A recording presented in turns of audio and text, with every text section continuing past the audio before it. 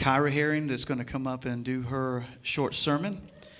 And just remember, they have to do in 5 minutes what most pastors can't do in 2 hours. Amen. I'm just letting you know that straight up. Yes. So come on up, Kyra. Give her a hand.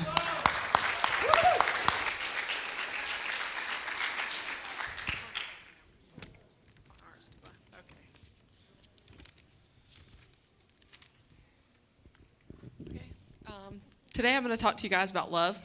So just take a second to think, what's one of the most common phrases that you might say in your daily life? For me, it's 3 simple words. I love you. I say this to my family, to my friends, and even to my little dog, Roxy. But what does this word love truly mean?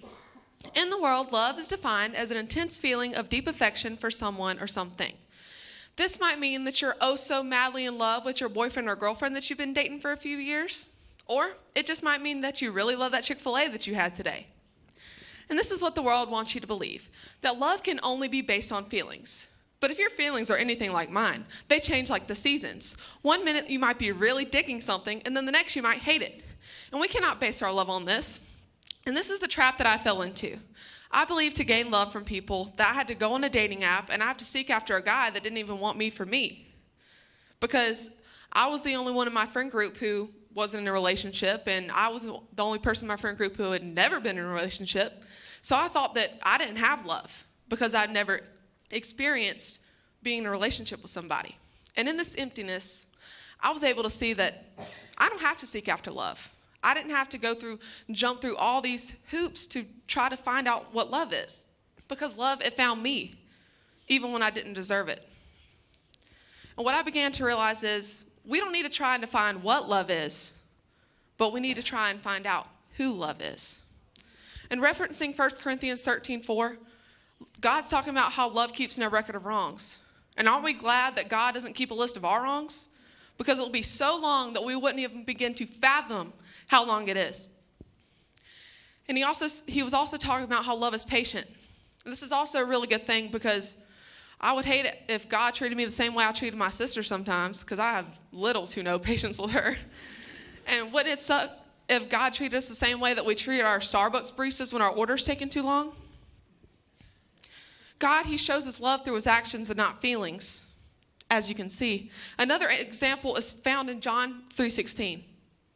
It says, "For God so loved the world.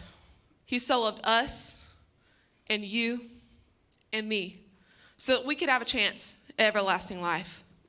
And so we know that love is by God. The only way to know love is by knowing God. Love is not defined by worldly standards, but it is purely defined by the grace and forgiveness that God provides for us. And if you not take anything else from what I'm telling you today, this is what I want you to remember. Feelings come and go, but God's love does not. He's not just going to keep you around for a few months and then dump you like people's boyfriends do. He's gonna love you through and through, no matter what you're going through.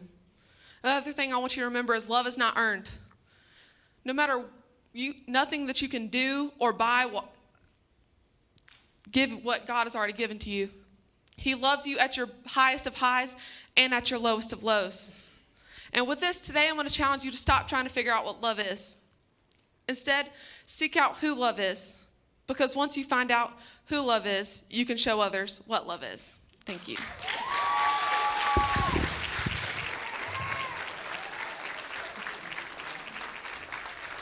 Great job.